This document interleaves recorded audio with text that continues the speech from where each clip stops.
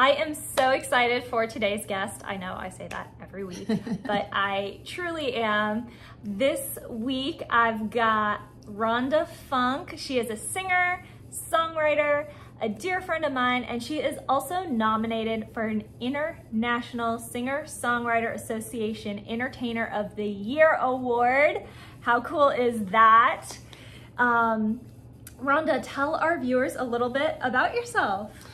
Well, I am a singer-songwriter. I've been writing since I was about 15 years old, actually. So I moved to Nashville 4 years ago, actually, this month, which was crazy, on my birthday. That's crazy. I didn't know exactly we 4 moved years. at the same time. Oh my gosh, we did? In 2018? Yeah, I moved in August. I moved in June. That's crazy. How did we not know this? I know, that's really cool. Maybe we talked about it before, I don't know. I don't think so. Yeah, I literally technically didn't get here until August of that year.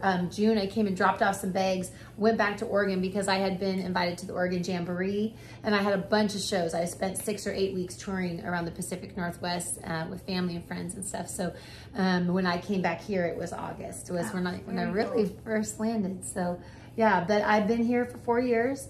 I decided to give up everything I knew to pursue music. So my kids had grown, and I thought this was my chance to say, you know, I felt like God was saying, go pursue the dream, quit pursuing the personal stuff, and I knew what that meant. So I came here to just see what I could do as a songwriter, and here I am, 4 years later, still doing it. So yeah, it's been awesome.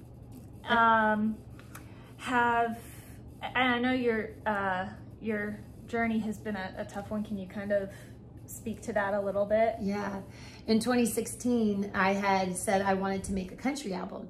I had made 3 Christian albums leading up until that point, and I really thought, hey, this is my time to make this country album. And a couple weeks later, I had a mini stroke while I was sitting at a table. My words went all crazy. Like, I knew where I was and what I was doing, but I couldn't talk right. Not one word would come out correct at all. And so it turned out I was having stroke. And I had an aneurysm, doctors found in my head. So it was this inch-sized thing that was way deep in the left-hand side of my brain. And by that night, doctors were telling me that, you know, this thing ruptures, you're gonna die. And so I called in the family, and, you know, 4 or 5 days later, I was in the hospital, and they literally saved my life. Like, within 48 hours, I was home. It wasn't normal, like they were doing something least invasive, but they literally went up through an artery in my leg, put, like, I call it silly string, and they put a coil in my head to stop blood flow to that part of my brain, and I walked right out of the hospital. Wow. I mean, it was a process to healing, but to say, walking miracle. I'm a walking miracle. Yeah. For real. Yeah, I really should. I was going to say, if you haven't written that, we need to write that. Yeah, that'd be a good song, Walking Miracle. That's a good one. Don't steal that, YouTube. We're already. Hey, this is we timestamped this. Yeah. So how does hearing something like that play on your mental health? You know, this is really interesting to ask, because I tell people this all the time. At the time, I don't think I've ever been so calm in my life. Like, I got scared for almost a second. Like, I remember going in and out of this MRI machine where they roll you in, and it makes a lot of noise. So people get claustrophobic, and you get a little nervous. Like, it's making all these sounds, and lights are going, clicking, and making all this stuff. And they're like, are you okay? And I'm like, I'm fine. This doesn't bug me. I've done this before. I'm fine. And then they pull me out part way, and the doctor or the technician would go, you know, hey, Rhonda, you doing okay? Like, we're still looking. We need about 15, 20 more minutes. I'm like, I'm fine. I've been in one of these before. They pushed me back in, and they pulled me out part-time a third time. And that's when I knew something was wrong. I didn't get scared, but I just knew when he pulled me out. He's like, you know, we're going to put some dye in your IV so we can see better. We just don't want to miss anything. And, you know, are you all right? And I said, yeah, I'm fine. And right when they rolled me back in, all of a sudden something in my gut just said, they found something. And so when I went back to my room in the emergency room, I told my husband at the time, I told him, hey, they found something. He's like, don't talk like that. And literally, that's when the doctor came in. He's like, I need to sit down. I don't like to hover. Grabbed a chair and he sits down. I'm like, see, you know, like there's something wrong. And he puts this x-ray up on the thing, and we saw this huge thing in my head. And he used the word aneurysm. And so if you know what an aneurysm is, it's normally something that just, it's a little tiny blood vessel at birth. People die instantly from these. So I'm like, what do you mean that is, how is that in my head? You know, like, and I just sat there and I kind of just glazed over a little bit, not like, not like in fear. It was really weird because like, was it like out of body experience? No, it was just this supernatural peace. I can't really explain it. Like, I just asked my questions. I looked at him and I said, he said he wanted to look at it in the morning. Like they needed to go in and do this special procedure and they weren't going to do it till the morning. I'm like, it's 7 o'clock at night. And that thing's in my head right now. And you're telling me you want to wait 12 hours? I said, what if this ruptures tonight? And he said, you're going to die. And I was like, call my family. I literally just sat there. So I don't know how I kept it together. Yeah. But I do know that I would have been a hot mess. You know what I kept thinking in my gut? There was something in there that was like, just stay calm. Just stay calm.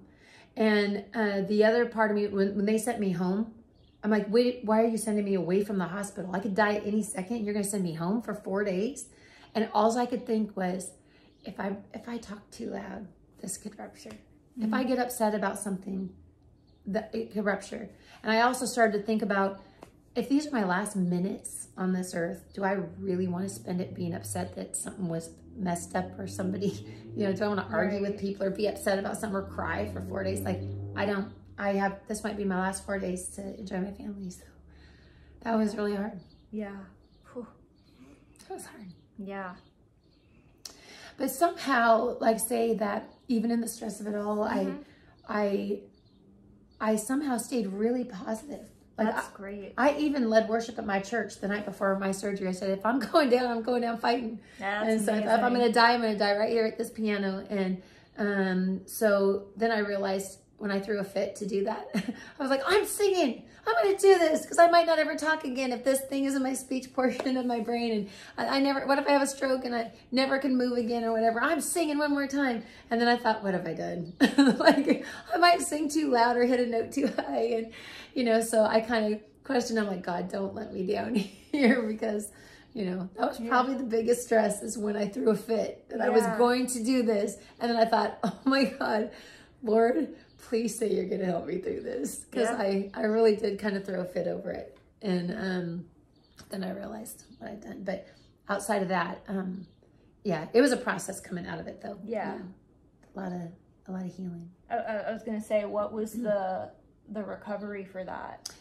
So because they didn't, I don't know what I should say or not say. I don't want to gross people out, but you know, because they didn't have to cut my head open to do a brain surgery, they were able to just do this little non-invasive kind of a thing and put something in my head. It was like having a really serious concussion. So, you know, somebody that hits their head really hard, you know, they don't let them be in a lot of bright light. I couldn't sit here in front of this light thing tonight. You know, flashing lights, noise. Like, do you hear the birds outside right now? Yeah. They're really faint. That would have been like somebody screaming at the top of their lungs. So little tiny things drove me insane. Like somebody would, you know, have their phone on silent and they're just texting and this is the sound. But for me, it was boom, boom, boom. But like, it was crazy. So it was, that was hard. How long did that last about? You know, for sure the first like 3-4 weeks, I quit watching TV for 5 years. I mean, I would turn it on every now and then, but I literally just learned to tune out because I'm like, I don't like watching it. It hurts my head. I just don't want to watch it. All the moving stuff like bugged me. But literally, I want to say 2, 3, 4 weeks. It was brutal. Like I would have to sleep with something over my face and I literally got overwhelmed by noise. I couldn't say words right. I still remember to this day. And sometimes I feel like my mouth, like if I'm tired today. Right. So I'm kind of fighting to say stuff right. Like I feel like when I get really tired, I can't talk right. So I remember trying to ask for a Diet Pepsi and I said, I want a Diet Pepsi. And then I just started bawling because I'm like, I can't talk. You know, like it was brutal for me. Yeah. But, you know, for the majority of it all, 98% of the time, I was functioning so normal, and it was a miracle that I worked out of there. So. Yeah, it seems like you kept a really positive spirit through it. Yeah. Yeah, and like I say, I don't know how, to be honest. Yeah. Like, I think I should have been scared out of my mind, and I just couldn't do it. I was like, I ain't going down today. And so, you know. A God thing. Yeah. Yeah. Someone had told me to take, write every scripture I could find with the word healed in it and put it all over the house. So I had all these, stickers. That's why I got the tattoo that I did that says healed. It's Jeremiah 17:14. It says, heal me, O Lord, and I'll be healed. And I didn't ask, I hope that you'll heal me. I was like, heal me. I'm going to be healed. I believed for it. So that kind of helped my attitude a little. Yeah, it does. I mean, faith is a beautiful thing in that. Yeah. It's faith in something. Like, I mean, we're friends. We both believe in God, but and our faith is in Him. But whether it's faith in yourself, just faith in something is so important, I feel like. Yeah, and like say, listen, I get it. Not everybody, some people are saying, I don't believe in God. Would I not make it through that? And it's like, no, you would. It's where you set your mind. And your attitude. Like, how am I going to get through this hard thing today? And I'm like, I could really let this bring me down. I could have let it knock me out. And I think, honestly, if I wouldn't have set my mind on what would made me feel positive, I think I would have died. Yeah. I don't think I would have made it. I think that in that scariest moment of my life ever, to just stop for a minute and go, okay, I can't fix one thing by going, by losing control right now. I'm not going to save one thing. And like say in that stressful time of that, just to set my mind on what was most important, and none of the tiny things or the really big things, not even death at that point, was the thing that I wanted to focus on.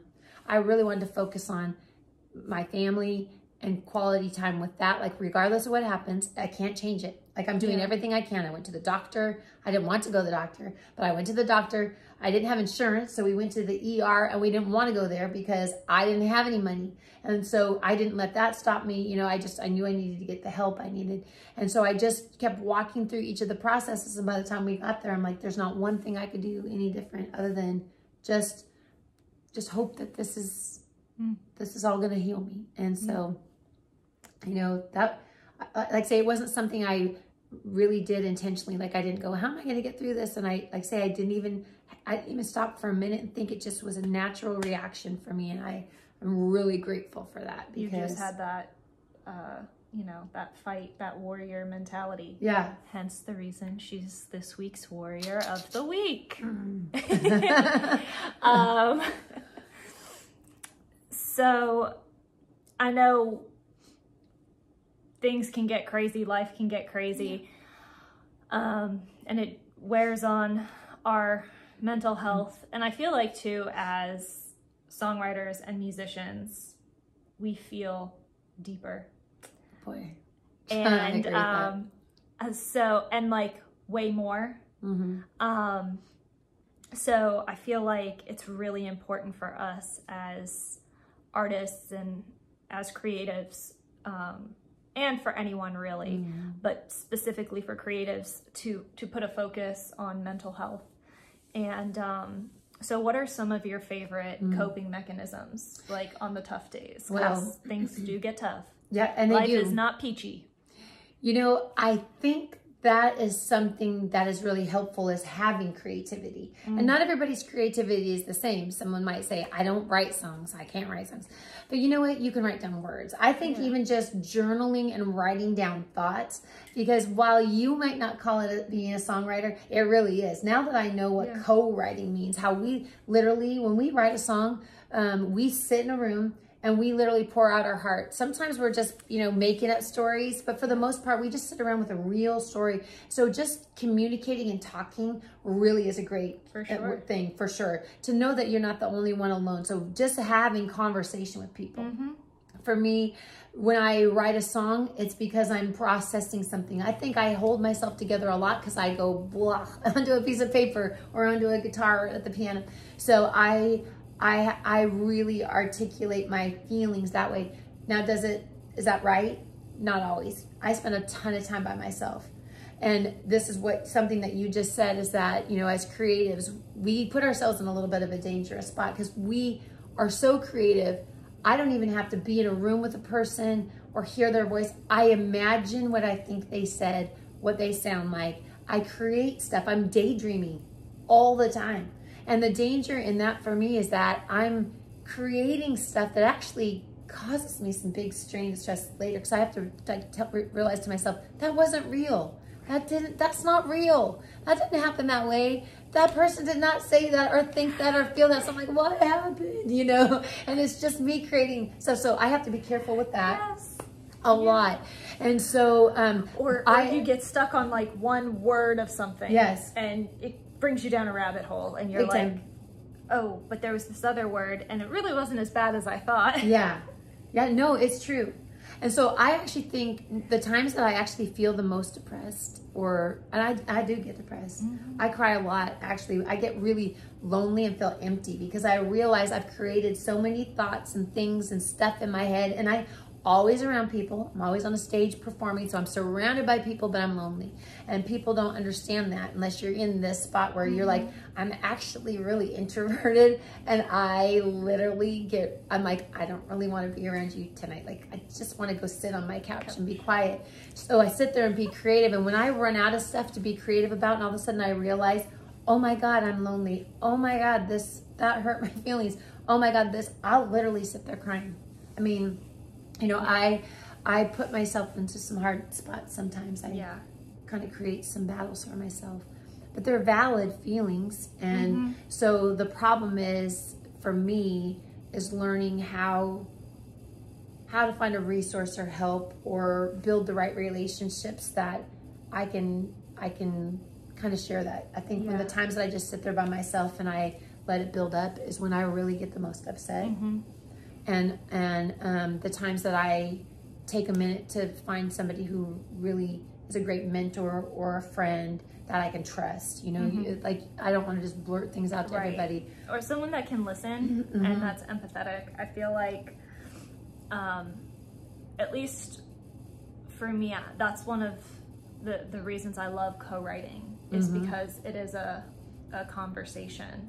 Big time. And it gives, like, as I've mentioned on here before, I used to cut, and you know, the first song I ever wrote about cutting was Silent Suffering with you. And it was because you asked about it. You wanted to dive in more to that, and that song gave me so much closure, and on a chapter that I really thought was closed. So I totally agree with what you said, and I feel like we do daydream a lot as creatives because we're thinking, and then it's like we have to remember that yes, although our feelings are valid, they're not always fact. Right. I struggle with I'd that. like to put a percentage on that. Like, I think that 80% of my life is not fact. I just make it up. But that's not true. But it's easy to do. Yeah. I get lost in stuff really easy. And not only that, I'm very genuine. I mean it. Like, I am intentional. I'm genuine with people. I authentically believe these things about people, and then come to find out they didn't think any of those things, but I wanted them to think them, or I wanted somebody to feel this way about me, or I wanted this situation to turn out this way, and so I made it up the way I wanted it. And then when it doesn't turn out that way, then I'm like, what happened? Right. You know, so you know, you can get lost in your own thoughts, and I think that's where, when it comes down to it, and like I say, in my own personal mental journey, like when I'm the most lonely, the most upset, depressed, and having some serious issues where I'm like, you know, I don't know how I'm going to get through this. I think it's when I'm lost in my own head. Yeah. When I'm by myself and I'm not, you know, not able to share it. And, you know, co-writing is great, like say, because it creates an opportunity that people are listening. You know, we're listening for that little nugget of something, but we're really definitely wanting to hear you because, you know, why write about something that is not real, that people can't relate to, you know? And so that part means a lot to me. I love those kinds of songs and stories. But, you know, I think without that, I probably wouldn't gotten, I feel like, I hate to use the word counseling, but I feel like learning to co-write has really helped me talk through a lot of things nobody else. I joke with people, songwriting and co-writing is a free counseling session. Yeah, it's true. 100%. Yep. Well, that's why I think journaling helps, you know, like if just to write your thoughts down and to get them out. To me, I mean, I don't sit down and read. Please don't tell anybody. I really don't. I'm like, I don't have time. I want everything to be sudden and instant for me. Like, can you just tell me what the main points of the book are? Yeah. But when I started journaling. I'm like a one-pager at night. Yeah. Me too, because I fall asleep. See? Nope. Reading makes me sleepy. Yeah. I know. I try to do it in the morning. But there was this time that I started journaling not too long ago. And I got so into it. I mean, all of a sudden 2 hours would be gone in the morning. And I'm like, I spend more time doing this than I do doing the other things I need to be doing, because I would get lost in it. Yeah. But it really felt great to get it out into paper. Now, this was one of those situations where I was putting myself in this creative thing that wasn't really there. So there was a lot about it that was good, but a lot that was bad. But it really was great for me to kind of not just sit in my own head, to actually write it out. So, you know, that's good too. But yeah, I totally agree. I think journaling is great, and talking to people, being around people, because that isolation is very true. When you're stuck in your own head, that's when, you know, things get hairy, especially like for me too. So what else, if there's anything else that you want to share with our viewers? We're getting close here. We're getting close to time. Yeah. You know, I don't know. I mean, I've kind of found in this past couple of years, as you know, a lot of people will say, oh, you moved to Nashville and gave, you know, everything you had into this music career because that near-death experience just really woke you up. I'm like, no, I actually already had this drive. I already was this excited about dreams and stuff and whatever. It just made me not want to waste my time. I didn't want to live like mediocre, you know. So I say, I think one of the best things that you could do for yourself ever is to just have some passions and dreams for yourself, no matter what those are. So one of the best things that somebody ever asked me was, it was one of my authors I used to represent. He said, if there was no fear of failure and money wasn't an object, what would you do? Yeah. And so I love that. And so when you start thinking of that and quit worrying about what other people think you should do or all these things, because I think a lot of pressure we put on ourselves is what everybody else expects of us. Right. What their expectations were, but also this. I think Tim Tebow said this. People say you can't, you won't, and you shouldn't because they can't, they won't, and they wouldn't. And I thought that was really cool. So it's like, you know, just I think in those times where you're feeling like you're really struggling and you're alone, you're definitely never alone. And there are a lot of people that feel the same way you do, but just learn to use your tools. And I think sometimes some of the biggest fears is actually confiding in somebody, you know, or if someone says, you know, you should get counseling. People, I've gone through some really huge stuff, and maybe that's for a whole another show, like as a single mom and stuff. Like I've gone through some really big stuff that's actually a really hot topic right now. I can't change my past, but I can change my future. So in those times, I was really nervous about just actually admitting the things that I felt I struggled with. That was really hard. Yeah. And I never got help for it. I've done everything all on my own. I trust in God a lot, so I know I've talked through that a lot, and I feel pretty good about it, but there's other times like I should have got help. I wish I had gotten somebody to talk through, but when people use those words, it always feels like prying. It feels like somebody is putting you on the spot, makes you feel like you've done something wrong. And the thing is that some of the best leaders and the most successful people on the planet, they get counseling every day. And you know what they call it instead of counseling? Mentoring.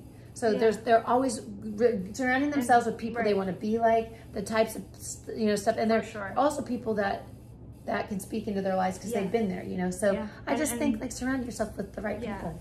And scripture says, seek wise counsel. Yeah. Like it guides us. And I mean, as you know, I am a big advocate for counseling and mentoring, you know, that's why I want to do this and encourage you guys watching. I am not a counselor, but let's play one on TV. But you know, I can share my experience. Rhonda can share her experience, in the hopes that you guys just don't feel as alone, and you can overcome, and you will overcome. Yes. And this was such a great interview. I love it, and I definitely want to have you on for a part 2. Yeah, that would be so fun. I got some deep, heavy stuff we could go into. We can dive into. Start That on would the be light great. end. Yeah, that's what I did with Elena. Elena's coming back for a part 2. Yeah. Spoiler alert. Ah. And I'm so excited. See, can't even talk right. I think it's going to help a lot of people, and thank you for sharing your story with me, friend. I love you. Thank you. And for those watching, I just want to remind you that you matter, you are loved, and you are a warrior. Until next time, bye. See ya.